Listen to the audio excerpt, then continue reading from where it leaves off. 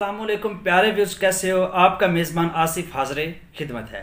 आज मैं आप लोग को एक ऐसी शख्सियत से मिलवाने जा रहा हूँ जो हमारे बुज़ुर्गों के पास आते हैं और हिकमत के हवाले से जब हमारी डिस्कशन होती है तो हमेशा जब हम कुश्ता साजी की बात करते हैं तो वो कुश्ते के अगेंस्ट कुछ बात करते हैं कि आजकल के जो हकीम हैं वो प्रॉपर तैयार नहीं कर पाते, जिसकी वजह से उसके साइड इफ़ेक्ट बहुत ज़्यादा होते हैं।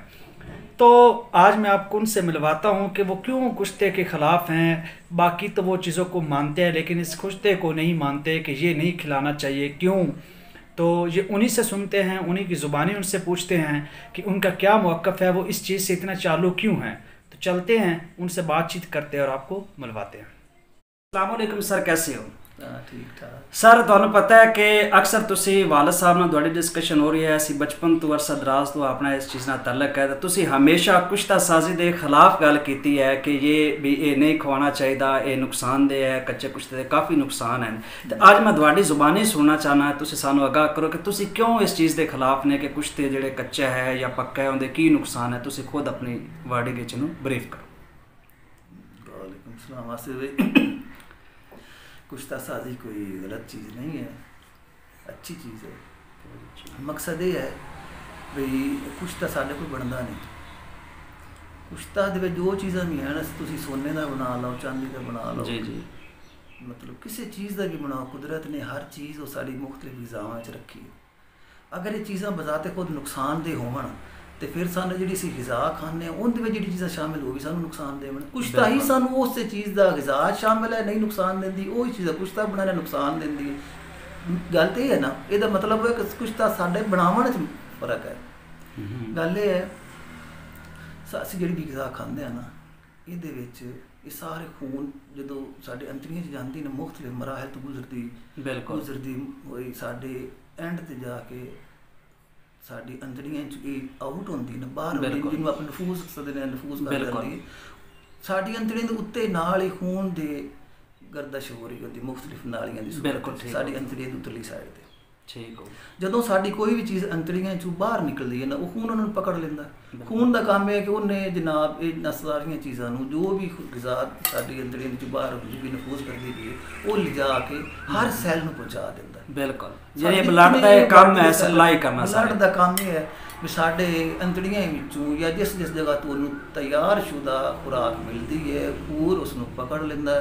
उसनूं पकड़ के जिसम के तमाम सैल जितने जी मतलब बिलियंस के हिसाब नाल अरबां दे हिसाब नाल हर सैल के कोल खून का काम है कि खुराक नूं पहुँचा देना। ठीक हो गया। खून अगे जो सैल तक खुराक पहुँच जाती है, सैल दे विच अपने अगे फंक्शन ने छोटे छोटे मुख्तलिफ, उस फंक्शन के तहत सैल अपनी जरूरत के मुताबिक अपनी उस खुराक नूं इस्तेमाल करता। बिल्कुल ठीक। जिस तरह साडे किचन दे विच असी खुराक बनाने धुआं भी पैदा होता है, मतलब होर ही काफ़ी वेस्ट चीज़ां होंदियां। बिल्कुल सही है, वो भी तो असी मतलब कचरा जिस तरह बाहर सट्टने हैं, इस तरह साडा जिहड़ा सैल दे अंदर जिहड़ा मतलब तुसी वेस्ट बन रहा होंदा है उसनूं भी खून ही कैच करता है। बिल्कुल ठीक हो।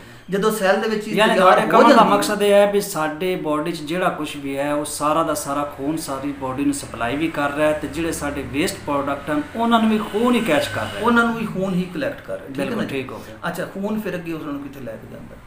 खून दे कोल सफाई दी दो जगह जिहड़ियां गैसां वगैरह पैदा होंदियां ने वो गैसां नूं जाके फेफड़ियां च आउट कर दिंदा। बिल्कुल, ते कारामद गैसां कार्बन ऑक्सीजन वगैरह वो फेफड़ियां चों लै दूसरा चीज़ है जी खून दे मटीरियल चीज़ां हैं, यूरिया हो गया, नाइट्रोजन हो गया, नाइट्रोजन मुरकबात जिन्होंने उसी पेशाब वगैरह, बिल्कुल ये सारियां चीज़ां जाके गुर्दियां दे सफाई करनी। यानी तुहाडा कहण दा मकसद है कि खून दो जगह ते साडे वेस्ट प्रोडक्ट नूं भेजदा है, फेफड़ियां विच ते गुर्दियां विच। गैसां फेफड़ियां च ठीक और बाकी चीज़ां जिहड़ियां ने वो गुर्दियां च।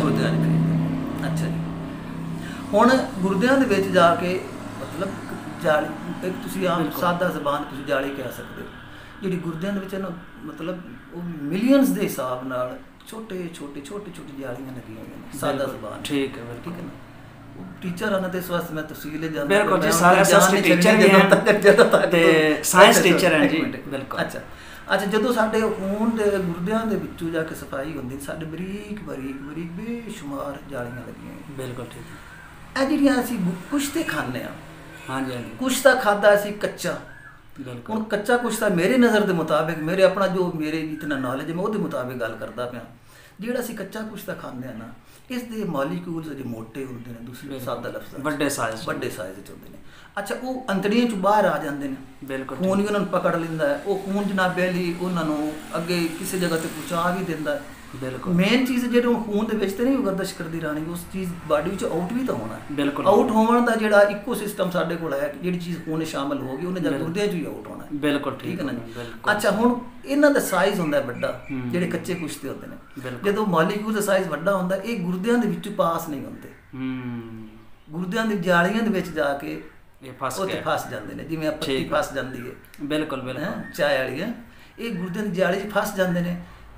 ਉੱਥੇ ਜਾ ਕੇ ਗੁਰਦੇ ਨੂੰ ਆਹਿਸਤਾ ਆਹਿਸਤਾ ਯਾਨੀ ਕਿ ਉਹਦੀ ਬਲਾਕੇਜ ਸ਼ੁਰੂ ਹੋ ਜਾਂਦੀ, ਬੰਦ ਕਰ। ਠੀਕ ਹੋ ਗਿਆ। ਉੱਥੇ ਵੀ ਜਾ ਕੇ ਫਸ ਜਾਂਦੇ ਨੇ। ਨਾ ਸਿਰਫ ਉੱਥੇ ਨਹੀਂ, ਦੂਸਰੀ ਗੱਲ ਜਾ ਕੇ ਜੋੜਾਂ ਦੇ ਦਰਦਾਂ ਤੇ, ਜਿਹੜੀ ਮੈਂ ਸੁਣਿਆ ਹਾਂਜੀ ਹਾਂਜੀ, ਜਿਹੜੇ ਸਾਡੇ ਜੋੜ ਹੈ ਨਾ, ਉਹਨਾਂ ਦੇ ਵਿੱਚ ਵੀ ਜਾ ਕੇ ਬੈਠ ਜਾਂਦੇ ਨੇ। ਰਿਜ਼ਲਟ ਕੀ ਨਿਕਲਦਾ ਹੁੰਦਾ ਕਿ ਜਾਂ ਉਹ ਗੰਠੀਆ ਤੇ ਜੋੜਾਂ ਦੇ ਦਰਦ ਵਗੈਰਾ ਸ਼ੁਰੂ ਹੋ ਜਾਣ, ਨਾਲ ਹੀ ਕਿਡਨੀ ਫੇਲਿਅਰ ਲਈ ਚਲਾ ਜਾਂਦਾ। ਬਿਲਕੁਲ ਠੀਕ ਹੋ। ਇਸ ਵਾਸਤੇ ਕੁਸ਼ਤੇ ਦੇ ਮੈਂ ਕੋਈ ਖਿਲਾਫ ਨਹੀਂ ਹੈ, ਕੁਸ਼ਤਾ ਅੱਛੀ ਚੀਜ਼ ਹੈ, ਲੇਕਿਨ ਮਤਲਬ ਤਿਆਰ ਹੋਣਾ ਚਾਹੀਦਾ ਹੈ।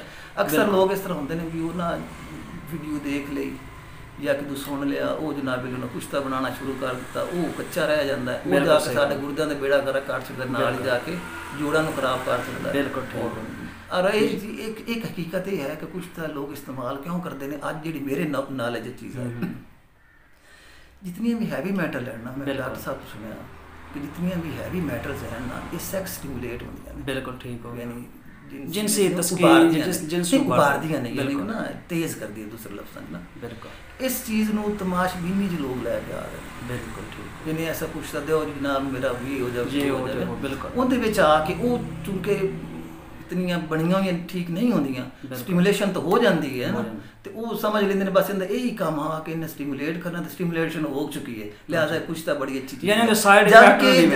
ਜਬਕਿ ਉਹ ਇਹ ਚੀਜ਼ ਨਹੀਂ ਦੇਖ ਰਹੇ ਹੁੰਦੇ ਕਿ ਇਹਨੇ ਜਾ ਕੇ ਗੁਰਦਿਆਂ ਵਿੱਚ ਵੀ ਤਾਂ ਬਹਿਣਾ। ਬਿਲਕੁਲ ਠੀਕ। ਇਹਨੇ ਜਾ ਕੇ ਸਾਡੇ ਉਹ ਜਿਹੜੇ ਜੋੜ ਹੈ ਉਹਨਾਂ ਦੇ ਵਿੱਚ ਜਾ ਕੇ ਬਹਿਣਾ। ਬਿਲਕੁਲ ਰਿਜ਼ਲਟ ਇਹ ਨਿਕਲਦਾ ਕਿ ਉਹ 10 ਮਿੰਟ ਦੀ ਲਜ਼ਤ ਲੈ ਲੈਂਦੇ ਨੇ। ਬਿਲਕੁਲ। ਤੇ ਹਮੇਸ਼ਾ ਵਾਸਤੇ ਗੁਰਦੇ ਜਦੋਂ ਫਿਰ ਜ਼ੈਫੀ ਉਮਰ ਜਿਵੇਂ ਜਿਵੇਂ ਹੁੰਦੀ ਹੈ, ਯਾਨੀ ਤੁਹਾਡਾ ਕਮਣ ਦਾ ਮਕਸਦ ਇਹ ਹੈ ਕਿ ਤੁਸੀਂ ਕੁਸ਼ਤਾ ਸਾਜ਼ੀ ਦੇ ਬਿਲਕੁਲ ਖਿਲਾਫ ਨਹੀਂ, ਤੁਸੀਂ ਖਿਲਾਫ ਇਸ ਚੀਜ਼ ਦੇ ਨੇ ਕਿ ਅਗਰ ਉਹ ਕੱਚਾ ਹੈ ਤਾਂ, ਅਗਰ ਕੱਚਾ ਹੈ ਯਾਨੀ ਕੱਚਾ ਦਾ ਤੁਸੀਂ ਉਹਦੇ ਖਿਲਾਫ ਨੇ ਕਿ ਉਹਦਾ ਤੁਸੀਂ ਇਹ ਦੱਸਿਆ ਕਿ ਕੱਚਾ ਕੁਸ਼ਤਾ ਖਾਣ ਨਾਲ ਉਹ ਤੁਹਾਡੇ ਗੁਰਦਿਆਂ ਨੂੰ ਤਬਾਹ ਬਰਬਾਦ ਕਰ ਦਿੰਦਾ ਹੈ, ਉਹਦੀ ਜਾਲੀ 'ਚ ਫਸ ਜਾਂਦਾ ਹੈ, ਜਿੰਦੀ ਵਜ੍ਹਾ ਤੋਂ ਸਾਡੇ ਘੁਟਨਿਆਂ ਨੂੰ, ਜੋੜਾਂ ਨੂੰ, ਹਰ ਚੀਜ਼ ਨੂੰ ਦਰਦ ਲਾਇਕ ਹੁੰਦਾ।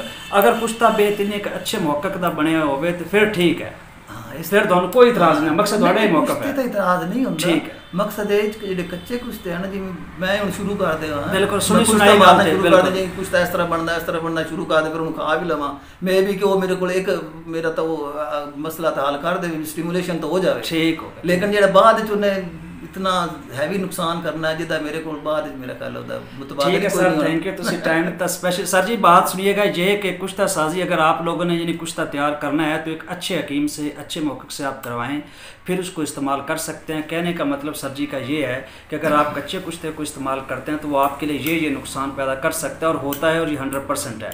तो अब ये इनका जो डिसीजन, और इन्होंने ये डिसाइड किया कि पहली बात तो ये है कि अगर इस्तेमाल करें तो अच्छा होना चाहिए, परमानेंट जो एक क्लियर होना चाहिए, अदरवाइज़ इसके नज़दीक भी ना जाएं। तो वीडियो अच्छी लगी है तो चैनल को सब्सक्राइब करें, लाइक करें, बेल आइकन को प्रेस करें ताकि लेटेस्ट वीडियो मिलती रहे। Thank you sir.